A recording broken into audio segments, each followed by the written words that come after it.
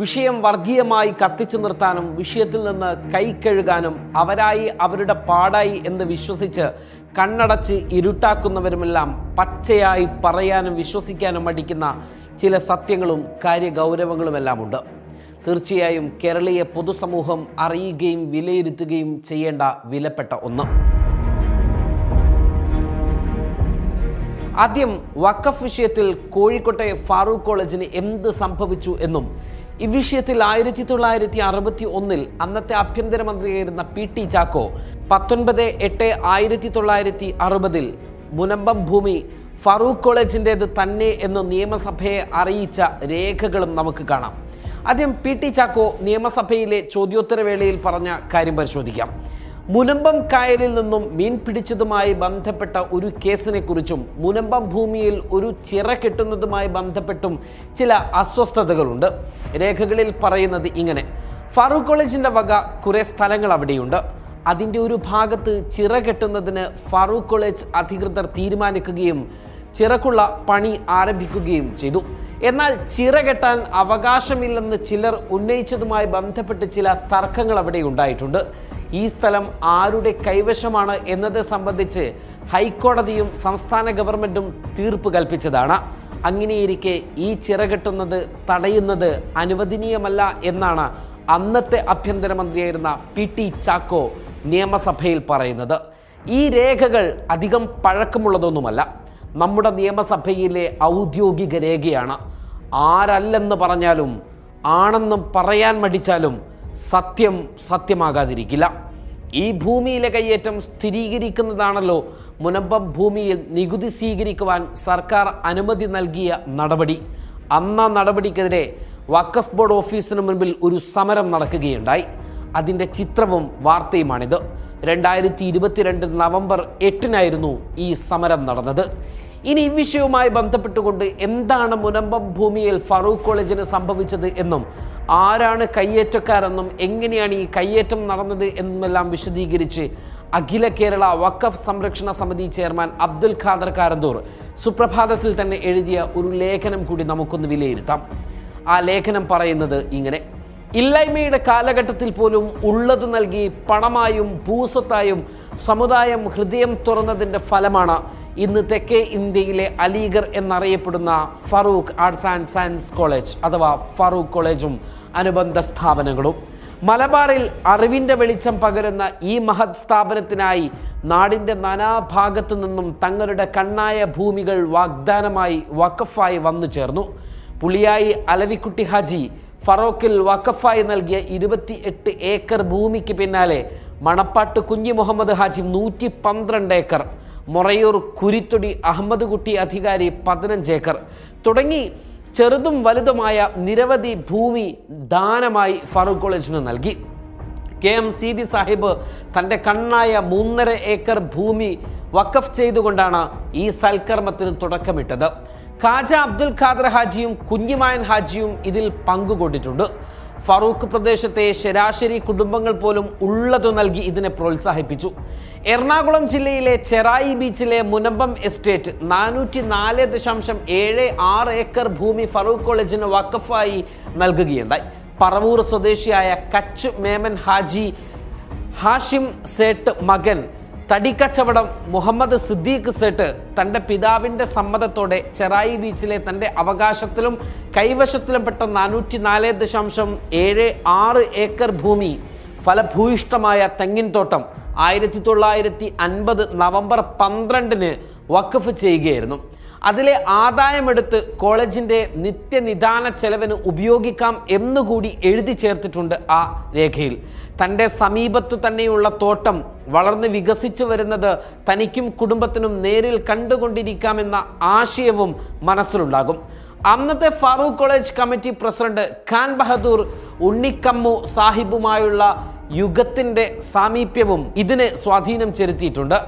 സ്ഥലത്തിൻ്റെ ആധാരം എഴുതിയിരിക്കുന്നത് ഇങ്ങനെയാണ്: 1950 നവംബർ മാസം 1 ഇന്ത്യ ഗവൺമെൻറ് സൊസൈറ്റി രജിസ്ട്രേഷൻ പ്രകാരം രജിസ്റ്റർ ചെയ്ത മദ്രാസ് സ്റ്റേഷനിൽ മലബാർ ജില്ല ഏറനാട് താലൂക്കിൽ ഫറോക്ക് അംശം നല്ലൂർ ദേശത്ത് ഓഫീസ് സ്ഥാപിച്ച് പ്രവർത്തനം നടത്തിവരുന്ന ഫാറൂഖ് കോളേജ് മാനേജ്മെന്റ് കമ്മിറ്റിക്ക് വേണ്ടി ടി കമ്മിറ്റിയുടെ ഇന്നത്തെ പ്രസിഡന്റ് പാലക്കാട് ലവക്കോട് അംശം ദേശത്ത് കല്ലടിയിൽ മുസൽമാൻ മൊയ്തു സാഹിബ് മകൻ തടിക്കച്ചവടം 66 വയസ്സ് ഖാൻ ബഹദൂർ PK ഉണ്ണിക്കമ്മു സാഹിബ് അവരുടെ പേർക്ക് കൊച്ചി കണയത്തൂർ താലൂക്ക് മട്ടാഞ്ചേരി വില്ലേജ് ബംബ്ലാശ്ശേരി ബംഗ്ലാവിരിക്കും കച്ചിമേമൻ മുസൽമാൻ ഹാജി ഹാഷിം സേട്ട് മകൻ മുഹമ്മദ് സിദ്ദീഖ് സേട്ട് എഴുതി കൊടുത്ത വഖഫ് ആധാരം അടുത്ത ഖണ്ഡികയിൽ തൻ്റെയും കുടുംബത്തിൻ്റെയും പരലോക മോക്ഷത്തിനായി ഞാൻ വഖഫ് ചെയ്യുന്നു എന്ന് കൂട്ടിച്ചേർത്തതായും ഈ രേഖയിൽ കാണാം. ഇവിടെ രണ്ടിടങ്ങളിലും വഖഫാണ് എന്ന് വ്യക്തമാക്കുന്നു. തുടർന്ന് 28/3/1951 609 നമ്പറായി പട്ടയം സിദ്ധിക്കുന്നു. 23/1/1990 കൈവശ സർട്ടിഫിക്കറ്റും ലഭിക്കുന്നു. കോളേജ് കമ്മിറ്റിയുടെ അനുവാദത്തോടെ 1950 മുതൽ 1990 വരെ കാര്യസ്ഥന്മാർ മുഖേന വലിയ തോതിൽ നാളികേരം ശേഖരിക്കുകയുണ്ടായി. പക്ഷേ കമ്മിറ്റി ഭാരവാഹികൾ ആരും തന്നെ സ്ഥലം സന്ദർശിക്കുകയോ വേലികെട്ടി സംരക്ഷിക്കുകയോ ചെയ്തില്ല. അളന്ന് തിട്ടപ്പെടുത്തി കല്ലിട്ട് സംരക്ഷണം ഇല്ലാതിരുന്നപ്പോൾ പൊതുജനം പുറമ്പോക്കായി കണ്ട് ഇരുവശത്തും സമീപമുള്ള ഭൂമി പുറമ്പോക്കായി പലരും കൈവശപ്പെടുത്തിയ നിലയിലായി. കയ്യേറ്റം സാവകാശം ഈ ഭൂമിയിലേക്കും അതിക്രമിച്ചു. അവിടെയായി 114 ഏക്കർ കയ്യേറ്റത്തിന് വിധേയമായതിൽ 53/67 നമ്പറിൽ പറവൂർ മുൻസിഫ് കോടതിയിൽ നിന്നും തുടർന്ന് സബ് കോടതിയിൽ നിന്നും വഖഫാണെന്ന വാദത്തിൽ അനുകൂല വിധി കോളേജ് കമ്മിറ്റി സമ്പാദിച്ചു. 2008 വഖഫിന്റെ ആളുകൾ കൊടുത്ത ഹൈക്കോടതി കേസിലും 447/9 നമ്പർ കേസിലും ഹൈക്കോടതി സർവേക്ക് ഉത്തരവാവുകയും ഇത് വഖഫ് ഭൂമിയാണെന്ന് അന്തിമ വിധികൾ നൽകുകയും ചെയ്തു. എന്നാൽ വേലികെട്ടി അതിര് നിശ്ചയിക്കാത്തതിനാൽ വഖഫ് ഭൂമിയിലും കയ്യേറ്റം നടന്നു. കൂടാതെ ഇവർ ഭൂമി വിൽപ്പനയും തുടങ്ങി.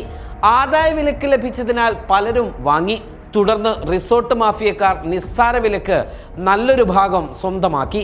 ഇന്ന് 60-ലധികം റിസോർട്ടുകൾ ഇവിടെ കാണാം. ഭൂമി കൈവശപ്പെടുത്തിയവരിൽ വമ്പൻ ഭൂമാഫിയക്കാരുണ്ട്. 2008 സച്ചാർ കമ്മിറ്റി നിർദ്ദേശമനുസരിച്ച് സംസ്ഥാനത്തെ വഖഫ് സ്വത്തുകൾ കണ്ടെത്തി നിജസ്ഥിതി റിപ്പോർട്ട് ചെയ്യാൻ മന്ത്രി പാലോളി മുഹമ്മദ് കുട്ടിയുടെ നിർദ്ദേശത്തിൽ ഡിസ്ട്രിക്ട് ജഡ്ജ് നിസാറിനെ കമ്മീഷനായി വെക്കുകയുണ്ടായി. അദ്ദേഹം സമർപ്പിച്ച റിപ്പോർട്ടിൽ 15-ാം ഖണ്ഡികയിൽ ചെറായി മുനമ്പം ബീച്ചിലെ 404.76 ഏക്കർ ഭൂമി പൂർണ്ണ വഖഫ് സ്വത്താണെന്നും ഫറൂഖ് കോളേജിന് അവകാശപ്പെട്ടതാണെന്നും വ്യക്തമാക്കിയതാണ്. 2019 മെയ് 20 വഖഫ് ബോർഡിന്റെ ഫുൾ കോറം ചേർന്ന് ചെയർമാൻ പാണക്കാട് സയ്യിദ് റഷീദ് അലി ശിഹാബ് തങ്ങളുടെ നേതൃത്വത്തിൽ ഇത് വഖഫ് ഭൂമിയാണെന്നും എത്ര പെട്ടെന്ന് ബോർഡിൽ രജിസ്റ്റർ ചെയ്ത് കരമടച്ച് സുരക്ഷിതമാക്കി നിലനിർത്തണമെന്നും സർക്കുലർ ഇറക്കി. മുഹമ്മദ് സിദ്ദീഖ് സേട്ട് വഖഫ് ആധാരം മെനയുമ്പോൾ സൂക്ഷ്മതയ്ക്കായി ചില വാക്കുകൾ കൂട്ടിച്ചേർത്ത് വെച്ചു. ഭാവിയിൽ കോളേജ് കമ്മിറ്റിയിൽ കലാപമുണ്ടാവുകയോ വിദ്യാഭ്യാസ സ്ഥാപനം സർക്കാർ ഏറ്റെടുക്കുകയോ ചെയ്യുന്ന പക്ഷം പവിത്രമായ വഖഫ് സ്വത്ത് അന്ന് ജീവിച്ചിരിക്കുന്ന കുടുംബാംഗങ്ങളെ ഏൽപ്പിക്കേണ്ടതാണ് എന്ന്. പള്ളി പോലെ ദീനീ സ്ഥാപനം അല്ലാത്തതിനാൽ ഇത്തരം സൂക്ഷ്മ നിരീക്ഷണം ആവശ്യമായിരുന്നു. ഈ വാക്കുകൾ ദുരുപയോഗം ചെയ്തു. വഖഫ് സ്വത്തല്ല എന്ന അഭിനവ സമുദായ സംരക്ഷകരുടെ ദുർവാദം സത്യത്തിൽ നിന്നുള്ള ഒഴിഞ്ഞുമാറ്റം ഒന്നു മാത്രമാണ്. വഖഫിന്റെ നോക്കി നടത്തിപ്പ് കാര്യങ്ങൾ കുടുംബം നോക്കിക്കൊള്ളാമെന്ന അർത്ഥത്തിലാണ് മേൽവാചകം ചേർത്തിട്ടുള്ളത്. അനുബന്ധ രേഖകളും കോടതി വിധികളും കലക്ടർ തീരുമാനവും കസ്റ്റോഡിയനായ വഖഫ് ബോർഡ് നടപടിയും ഉറക്കെ പ്രഖ്യാപിക്കുന്നത് ഇത് പവിത്രമായ വഖഫ് ഭൂമിയാണെന്നും സംരക്ഷിക്കപ്പെടേണ്ടതാണ് എന്നും തന്നെയാണ്. ഈ വസ്തുതകൾ നിരത്തി എറണാകുളം കേന്ദ്രീകരിച്ച് പ്രവർത്തിക്കുന്ന വഖഫ് സംരക്ഷണ സമിതിയുമായി സഹകരിച്ച് അഖില കേരള വഖഫ് സംരക്ഷണ സമിതി ഹൈക്കോടതിയെ സമീപിച്ചതിൽ WPC 10053/22 നമ്പറിൽ ഇടക്കാല സ്റ്റേയും രേഖകളും മുൻവിധികളുമെല്ലാം പരിശോധിച്ച് WPC 360/63/22 നമ്പറിൽ ശാശ്വത സ്റ്റേയും വന്നിരിക്കുകയാണ്.